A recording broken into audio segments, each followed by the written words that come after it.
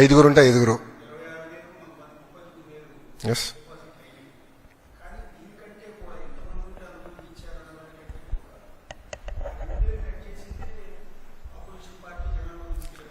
మళ్ళీ వాళ్ళు ఎందుకు ఇవ్వలేదండి?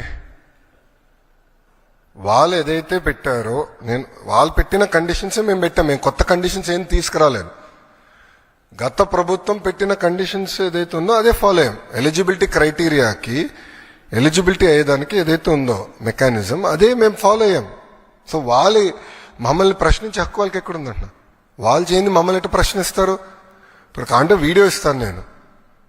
వాళ్ళ పార్టీకి చెందిన నాయకులు ఎంతమంది పిల్లలు ఉంటే అంతమంది పిల్లలకి ఇస్తానని చెప్పి వాళ్ళు ఇవ్వకుండా మమ్మల్ని ప్రశ్నించి హక్కు వాళ్ళకి ఎక్కడి నుంచి వచ్చిందండి? మాకు ఆ చిత్తశుద్ధి ఉంది, మేము ఇస్తున్నాం.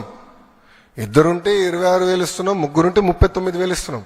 అది కూటమి ప్రభుత్వం అనుకున్న చిత్తశుద్ధి.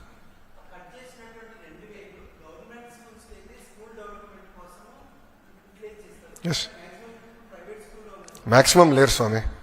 I'm sorry.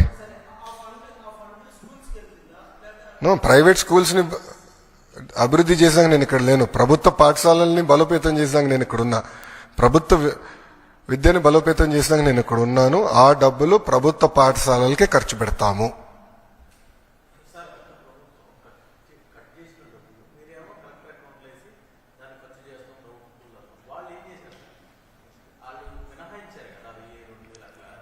వాళ్ళు అనేక అంటే టాయిలెట్ మెయింటెనెన్స్ అని అట్లా ఇస్తాం జరిగింది. కొన్ని ఖర్చు చేశారు, కొన్ని ఖర్చు చేయలేదు.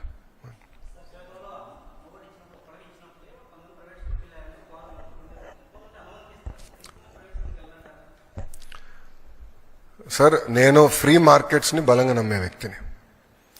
ప్రభుత్వ పాఠశాలలో నాణ్యత పెంచితే, యాక్సెస్ పెంచి, ఒక పద్ధతి ప్రకారం పిల్లలు మేము చదివించి మంచి మార్క్స్లు మేము సాధించి నైతిక విలువలు పెంచితే ఆటోమేటిక్గా తల్లిదండ్రులు వాళ్ళ పిల్లల్ని ప్రభుత్వ పాఠశాలకు పంపిస్తారని బలంగా నేను నమ్ముతున్నాను.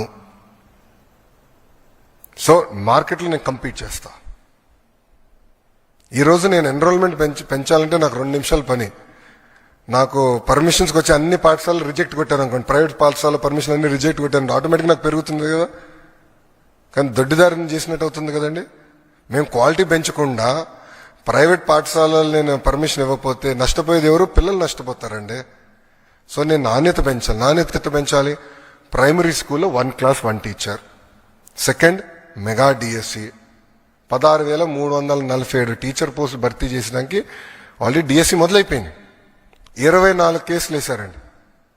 24 కేసులు వేశారు డిఎస్సి ఆపేదానికి. బట్ ముందరికి పక్కడబందిగా నోటిఫికేషన్ ఇచ్చాం కనుక we are able to go ahead. So teacher recruitment జరుగుతుంది. ప్యారల్గా మీరు చూస్తే కరికులం చాలా ఇంప్రూవ్ చేశాము. ఉపాధ్యాయులకు ఎలాంటి ఇబ్బంది లేకుండా సంస్కరణలు తీసుకొచ్చాం. సో వాళ్ళందరినీ భాగస్వామ్యం చేశాం. ఇంకో పక్కన తల్లిదండ్రుల్ని, విద్యార్థిని, ఉపాధ్యాయుల్ని ఎంగేజ్ చేస్తూ పేరెంట్ టీచర్ మీటింగ్ కూడా పోయిన సంవత్సరం డిసెంబర్లో పెట్టాం. ఈ సంవత్సరం కూడా జూలై 5వ తారీఖు నాడు మెగా పేరెంట్ టీచర్ మీటింగ్ ఉంటుంది రాష్ట్ర వ్యాప్తంగా. అదేవిధంగా డిసెంబర్లో మళ్ళీ ఉంటుంది. సో గౌరవ ముఖ్యమంత్రి గారు, ఉప ముఖ్యమంత్రి గారు కూడా ఈ కార్యక్రమాల్లో పాల్గొంటారు. ఫీల్డ్కి వెళ్తారు, తల్లిదండ్రులతో మాట్లాడతారు, ఎంగేజ్ చేస్తాం. సో కమ్యూనిటీని కూడా మేము ఎంగేజ్ చేస్తాం జరుగుతుంది. సో నాణ్యత పెంచాలి, క్వాలిటీ పెంచాలి, లెర్నింగ్ అవుట్కమ్స్ పెంచాలి, రిజల్ట్స్లో పెంచాలి. ఆటోమేటిక్గా తల్లిదండ్రులు ప్రభుత్వ పాఠశాలకు వాళ్ళ పిల్లలు పంపిస్తారని నేను బలంగా నమ్ముతున్నాను.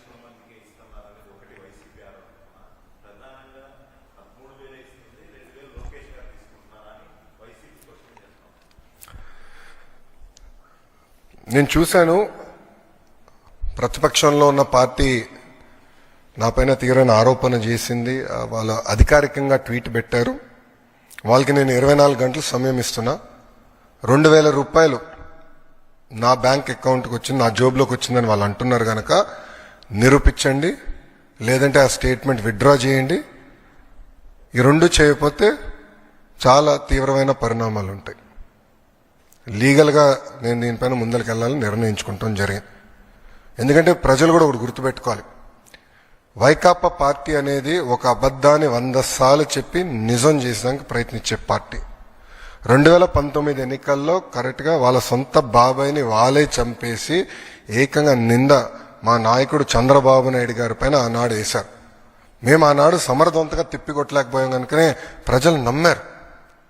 కానీ ఇప్పుడు చూడండి, చెల్లెలు చెప్తున్నారు ఏం జరిగిందో. సో అలా అబద్ధాలు చెప్పి ప్రజలు నమ్మించడానికి ప్రయత్నిస్తున్నారు.